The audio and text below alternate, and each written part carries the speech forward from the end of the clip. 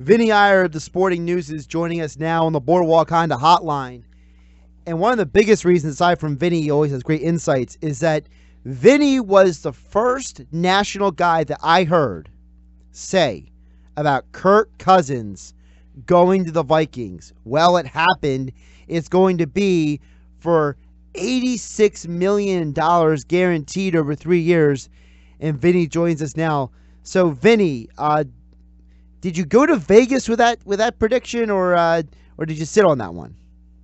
Well, I think you just lined up well, because I was in Minnesota when the Super Bowl was happening and this Alex Smith trade went down, and I said, where is Kirk Cousins going to go? And I looked at this team, and I looked at that they weren't in the Super Bowl, and part of the reason was Case Keenum didn't have a very good championship game, and that made them take pause. Do we need to change a quarterback? Case Keenum took us as far as he could go with his talents, but they had a chance to start all over with a team that was on the brink of winning. You have all three quarterbacks free agents. A very unique situation for any team to come up with, let alone one that was a runner-up in the NFC. So everything lined up, and then they made the moves where you could anticipate that Pat Shermer was going, so they would maybe change their offense to tailor it to Kirk Cousins. Everything kind of lined up there, and it looks pretty good right now. I think the one thing is, when you spend that much money, you expect them to play all 16 games, all 3 years. You expect them to play well, and you probably expect them to win a Super Bowl for you as well.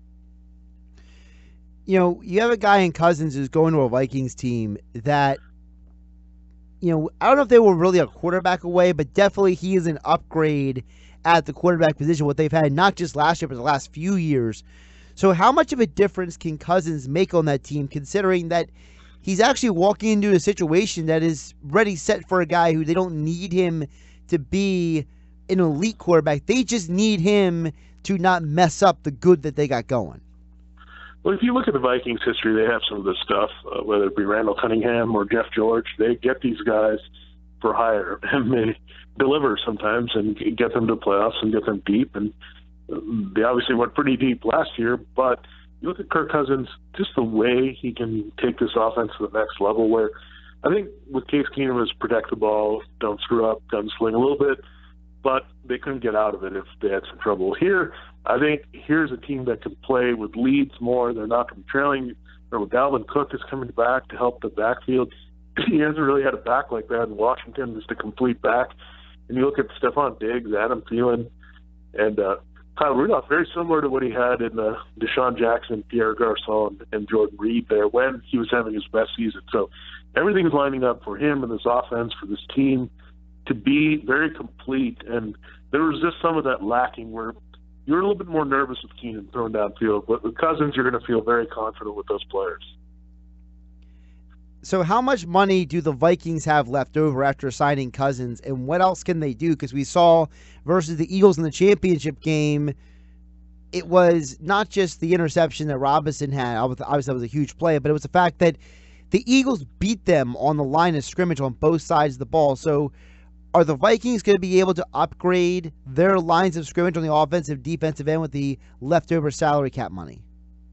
Well, I don't know if they can do it with the cap money, because it's probably taking a hit probably close to 25 or 30, and that sometimes is just enough to take care of some things. They have to worry about some contracts that are coming up as well around the corner for next year. So they don't want to use all that now, try to set up things for next year. But with Rick Spielman, you know he's going to have a good eye on what they do in the draft. If they made a move like this with Cousins, you can bet they're going to look at defensive and offensive line often in the draft. Last year, they got their two tackles in free agency with Riley Reith and Mike Remmers. Looks like they're going to get a break here with center Joe Berger coming off a good season, coming back. So they'll probably just look at interior line play, which I think they can upgrade in this draft. And defensive tackle, I think they'll look as well with Tom Johnson, the two old entering free agency. That's where they need an upgrade in that rotation, and that's where you'll see it. Going in our backyard, the Eagles Super Bowl champions. I know Deshaun likes it when I say that. Yes. You know, the Eagles, they are in an interesting position because a lot of times, Vinny, the teams that win the Super Bowl, they lose a lot of guys and they take a major step back. I remember the Broncos or the Ravens or the Giants the second time. A lot of these teams, it's hard for them to keep good going. What the Eagles have done with adding Haloti Ngata, okay, bringing in Michael Bennett, Darryl Worley, You talk about them getting Nigel Bradham for another 5-year deal, readjusting Lane Johnson's salary, and the guys that they have had left, whether it's Trey Burton, Brent Selleck, Bo Allen, and now Patrick Robinson, and even Torrey Smith. These are guys who are replaceable. They're not the key players for this team. So what are your thoughts on what the Eagles have done this offseason? Yeah, I think they're definitely right there and having a chance to go back to as far as they were last year. And with the Eagles, I think the good thing about them is they made a lot of their moves last year. So they had this curve that locked up Alshon Jeffrey, taking care of that. And you look at their team, and this is a lot of contenders. What they're doing is just making some tweaks and upgrades, and that's a good situation to be in. You look at the Patriots, they added Danny Shelton to their defense. You look at the Jaguars, they had the best run-blocking team in the NFL. They had Andrew Norwell. So it's like our identity, what we can do well, we're going to add to that. And you look at the Lonina and the Bennett moves, and they're just to say we're going to get our defensive line deeper. We're not going to let that slow down here and let that be our strength. Keep our coverage guys as much as we can with Bradham and keep our secondary deep as well. So they know where their strengths are, and they're trying to add to those. And sometimes some teams forget about that you want to keep adding to what you do well, not always look at what you don't do well. Vinny, in 2015, the Minnesota Vikings were a team on the rise, and they had a young quarterback in Teddy Bridgewater who was really coming into his own. Now, we all know about the catastrophic injury, but do you feel this free agent period that Teddy Bridgewater is no longer looked at as a young quarterback that could be kind of developed, or more as a guy that's kind of broken and just hanging on by a thread, especially that one-year deal with the Jets? Well, I think you're looking at teams like the Jets, Broncos, Cardinals. At this point, they're trying to lay down all the options on the table. And for the Jets, I think they're taking a good approach. They have a young veteran that still could be molded into something. They have a guy that had some success last year, bringing him back, in Josh McCown. Then they can go for the third tier of this, is drafting a quarterback early. So the more options you have, you're going to have a better way to find something. We know that happened with the Eagles. They had two good options. That's why they won the Super Bowl. The Vikings had multiple options. That's why they were able to go deep. So you can never have enough options at quarterback until you find that guy, that special guy. You need to keep taking shots. And McCown may be the guy early. You might see Bridgewater develop. You might have the rookie come through later. So as many shots as you can take while you have the chance, because the one thing that these teams have an advantage is they're not locked up into 25 to 30 million with their quarterback. They have some flexibility there to see until they find the answer. What do you make of the Cleveland Browns and what they've done in the last week? Obviously coming off the 0-16, just embarrassing season, but John Dorsey steps in. He's already, swinging some deals to kind of make this team more competitive now instead of the long haul. Do you believe that these immediate moves kind of not move the needle for Cleveland as far as playoff-wise, but at least allows them to be competitive? Yeah, I think they just had to get back to the point of being a legitimate destination, a team that isn't a joke, that people want to play for. And when you have Tyler Taylor come there, and you have Jarvis Landry, and you can draw in Chris Hubbard, a top offensive lineman, when you can pay these salaries and get these good guys, it's going to be contagious. Everyone's going to say, we want to go to Cleveland. They change the culture here. They're going to do some good things. And then you had Carlos Hyde in this mix. So when you look at Carlos Hyde, Tyrod Taylor, and Jarvis Landry, these are guys that have had pretty good levels of success at other points in their career, where you look on paper and say, oh, I know who the Browns are. They're not just this lost team trying to just throwing guys in the mix. They could be legitimate field and offense that can be balanced. Their defense is already on the rise with Myles Garrett in the front of it. So first step for the Browns before getting to playoff contention is stop being a joke, and I think no one is going to call them a joke anymore, and they're down to serious business with John Dorsey. Vinny, John Dorsey seems like the kind of guy who has a plan. And I think one of the things that you see about the guys who have been successful as executives in this league is they go into an offseason with a plan. Do you think that his plan, short and long term, isn't just something that's going to turn the Browns around, but is something that's sustainable, considering a lot of the executives who have been there in his stead before have not been able to fully turn the Browns around? Can Dorsey, with his plan, fully turn the Browns around? I think he can. I think the key for the Browns is just to be patient. Sometimes they're impatient or very too conservative and lax. But I think that he's trying to find the sweet spot of doing some things to make the team legitimate now, get some winning momentum, get it as a place that people want to be there, realize that you have fewer holes on your team and it's easier to draft for that instead of just stockpiling your positions and hoping a few things stick. And that's what happened in the previous regime. They just piled up draft picks, but didn't get really the quality that came with that quantity. So he's trying to balance that out and get it to the middle ground. And then hopefully when the Ravens start to fade and the Steelers start to fade, and you know that's coming with how their quarterbacks are getting older, their teams have gotten older, you want to be able to take advantage of that window. So you want to be good now to get that feeling and that culture going. So 2 to 3 years, you're ready to turn the corner and really make a difference on that team. Some news coming down. Eric Ebron has been outright released by the Lions after they could not find a trade partner for him. Ebron's an interesting case, Vinny, because of the fact that he's very athletic. He does have good hands, but he just wasn't very productive in Detroit. Is he a guy that a team like, let's say, the Seahawks or let's say the 49ers may give a call to, considering both of those teams could use help at the tight end position? Yeah, I think those are two teams, and another one I will throw, and they're already looking, and you can figure out all those teams that are looking at Austin Seferian-Jenkins should suddenly perk up at Ebron being available, but the Saints as well. They've needed a player like this. Kobe Fleener is coming off all this concussion, so they don't know if they can trust him going forward to stay healthy. He may not even return this year, so you got to avoid for receiving tight end. I think the Saints could be a darn good fit for Eric Ebron.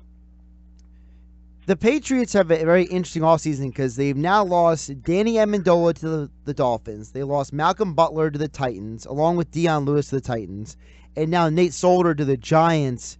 It seems like the Patriots, they're not reloading as quickly as I think a lot of people would have expected them to. Do you think this might be a transition year in some ways for the Patriots, or can they stay in top form with some free agent and draft acquisitions? Well, I mentioned the Shelton move, which is big because there was a big weakness last year. The right defense, Malcolm Butler, we already knew with the Super Bowl that they're ready to move on from him. Deion Lewis, this team's not going to overpay running backs and going to find other answers at that position all the time. We saw that last year as well. So they're just very confident in what they can do. They're confident in their system. I think you look at Danny Amendola, that probably gives you an indication they feel good about Julian Edelman coming back healthy and being productive in the slot. So there's always a calculated plan with them, and they did a lot of aggressive moves the last two free agent periods, last year especially with picking up Brandon Cook. So maybe they're resetting a little bit, seeing what they need to do, think about things in the draft. And I think the Patriots will be okay overall when all those moves are said and done because I think there are players that they were planning to lose. Does Sam Bradford have the greatest agent to ever live or what? I mean, this guy just got another $20 million contract, $15 million guaranteed to be the bridge quarterback for the Cardinals. And this is a guy who wasn't even healthy last year. So, I mean, how crazy is that? Sam Bradford just keeps finding money, Vinny. Yeah, you think that teams would learn from, you don't need necessarily a bridge quarterback from last year. I mean, Mike Lennon was the case point. By the way, the Cardinals also added his. Right. It wasn't any worse conveniently than Sam Bradford. So you think that would be a cautionary tale. The Bears threw a lot of money at him, wasted it, could have upgraded other positions, could have helped Mitchell Trubisky, maybe brought back Alshon Jeffrey, and you might be writing a different story in Philadelphia and Chicago right now. So all these things, the opportunity cost of that, and you see the Cardinals, the immediate thing was they can't afford Tyrann Mathieu now. That's just weird to me that you would make that opportunity cost decision with those quarterbacks when you're right, you don't even trust Sam Bradford to be healthy. It doesn't matter if he's good. Is he going to play enough games? Is he going to play even 7 or 8 games to justify that contract? So it was a head-scratcher to me, a little bit of desperation. And when you act out of desperation in free agency, usually really failed free agency. Vinny, kind of to piggyback off of that, you look at the team like the Cardinals, and I think that signifies that they're going to draft a quarterback this year, especially in the early rounds because of the Sam Bradford situation. Doesn't that put more pressure on a rookie quarterback? Because, I mean, playing behind Sam Bradford, you really need to be ready to play the first couple weeks. Yeah, and if you think about it that way, then why don't you just prep the guy to start from day one at this point? Because if he's already going to have that mindset and you're throwing away $20 million, you might as well save it and do some things with it that can help that quarterback, like get an offensive lineman, get some more receiving help as you transition. And Larry Fitzgerald's older. You lost John Brown. You need some options there as well. So it was just head-scratching overall. I think at some point we'll get to a point where teams are okay with just starting the rookie and going for that, and just instead spending more on a backup type in free agency instead. Speaking of quarterbacks, where is A.J. McCarron going? Because it seems like this quarterback market is drying up, and I saw some reports he might even go to New England to back up Tom Brady, which I thought was very odd. Is Buffalo really his only option at this point, or what is going on with the A.J. McCarron market?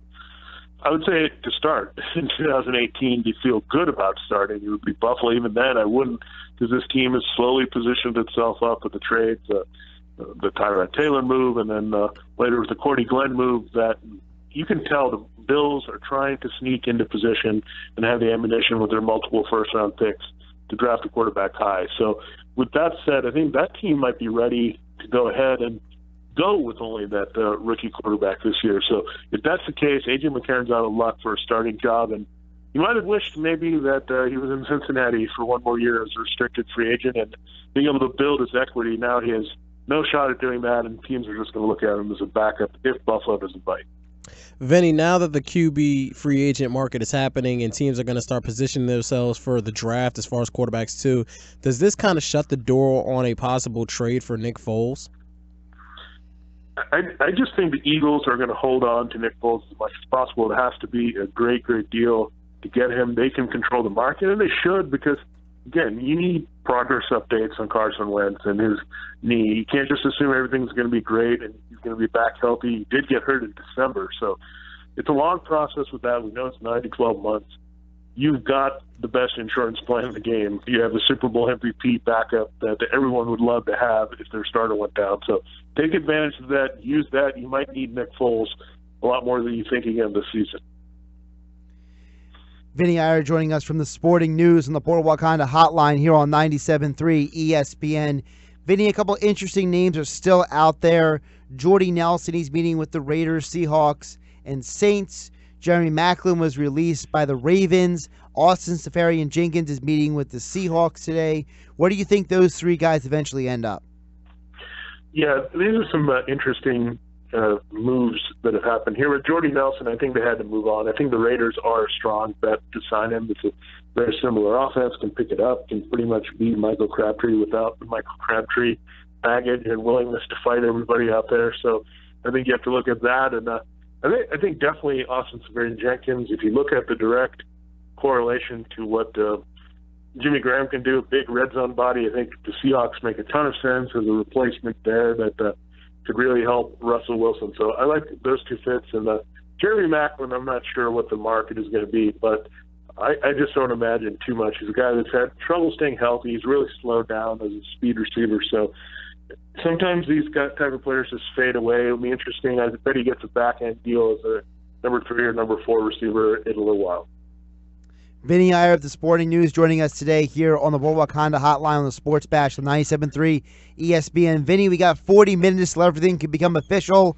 So sit back, get as much caffeine you need, and you'll be ready to go, right? Yeah, it's a good thing. It seems like we haven't started, but it seems like it's almost finished, and that's what I feel like right now. So we'll see what happens. Vinnie, appreciate the time as always. Yeah, thanks, Vin. All right, thank you. Bye.